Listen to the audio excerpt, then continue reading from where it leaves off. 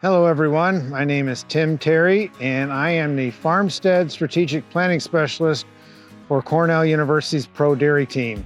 As part of my position, I work a lot with farmers on facilities and farmstead development, working quite often in terms of retrofitting and repurposing facilities to fit whatever livestock or agricultural business they're working in.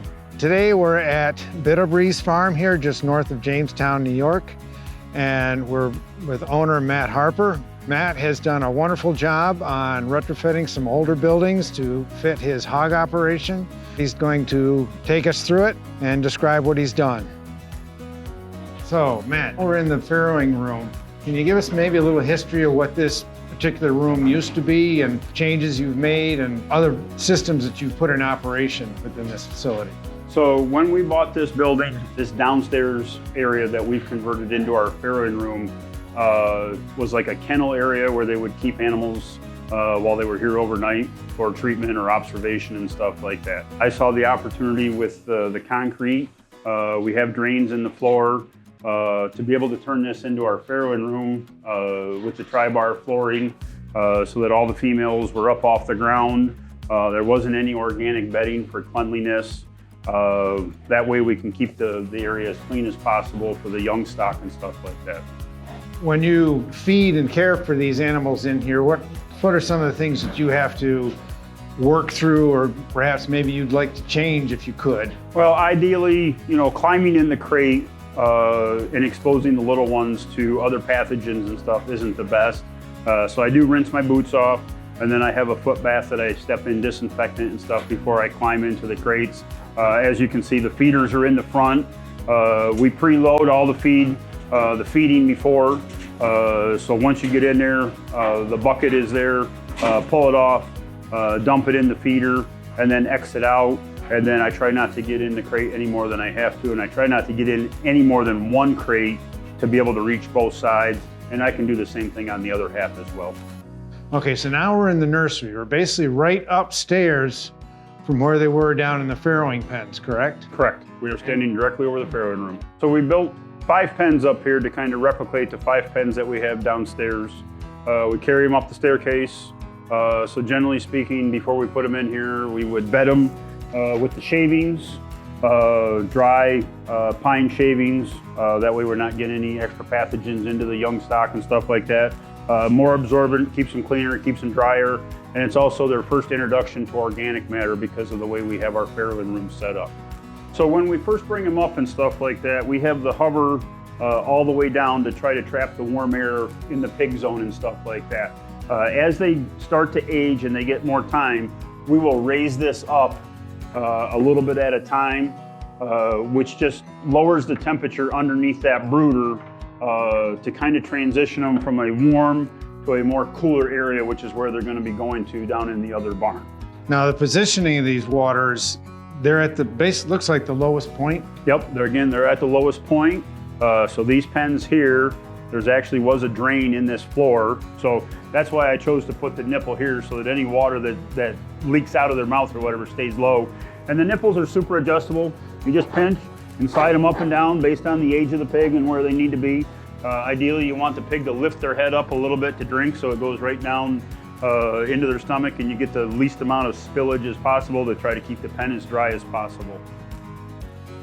Okay, so now we're in this next stage. Tell us about this. Obviously, this was not originally a pig barn. No, nothing around here was originally a pig barn other than the one that we built. So this was a garage.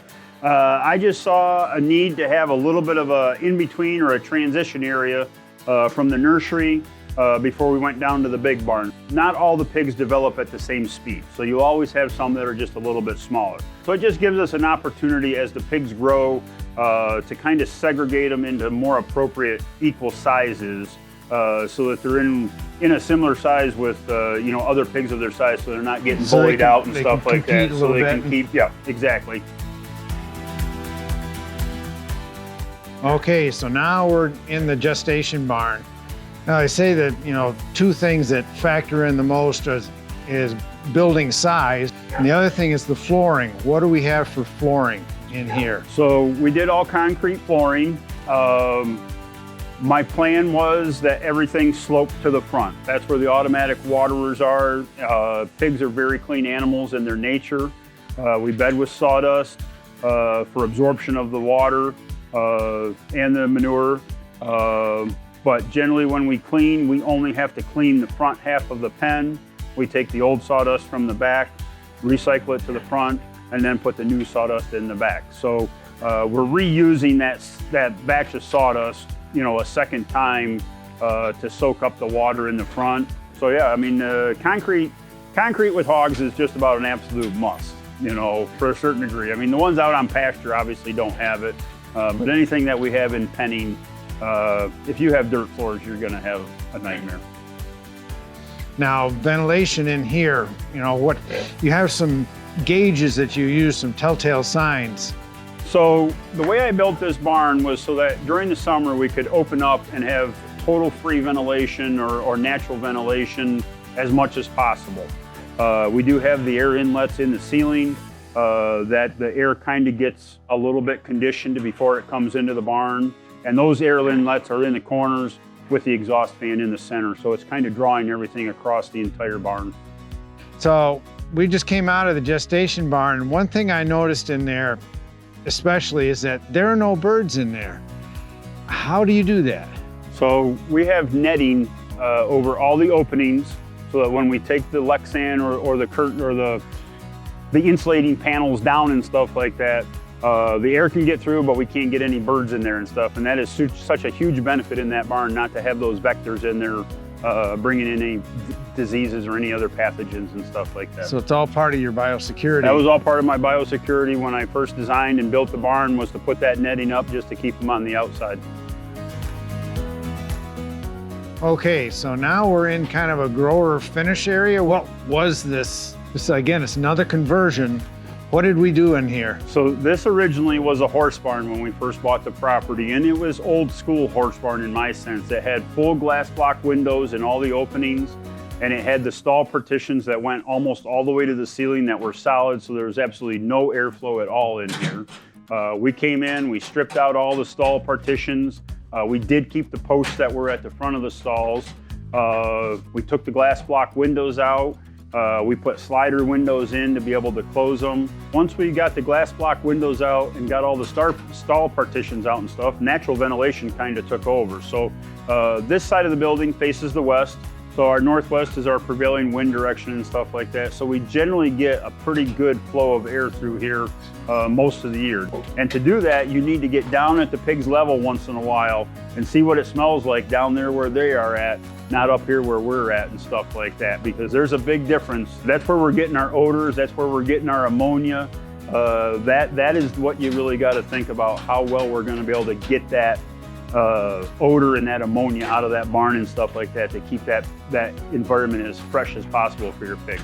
So that's kind of a metric for you then. It's okay how wet the bedding's getting, and you know, the sniff test, so to speak, or maybe even the tears. Tear test, yeah. I've been in some barns where, you know, you feel the burn in your eyes and stuff like that. And that's kind of the one thing that I use. And I mean, I probably sometimes get second nature to it because I'm in it every day.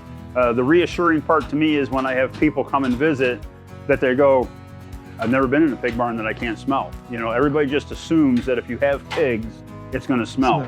And I'm one of those ones that if I can smell it, we did not do our job on keeping it clean enough. Matt, I just want to thank you for taking time out of your day today and hosting us here, walking us through what you've done. What would you tell somebody who's thinking about this, or especially if, you know, they have no prior experience? Start slow, start small. If you do a couple of feeder pigs, raise them up a couple of years, and then decide that you want to maybe, you know, expand a little bit. Work with some other producers that are in the area. The more people you talk to, the more opinions you'll hear, and you can kind of draw from those opinions things that you want to do or things that you don't want to do and stuff like that. Again, Matt, I just want to thank you for having us in here today. You know, you do a wonderful job here. You know, things are well lit, well cared for, especially these animals. I appreciate that, and I appreciate the opportunity to be able to share with you and other individuals what I have here. It is a lot of work, but I enjoy it. I appreciate your time and I appreciate your insight.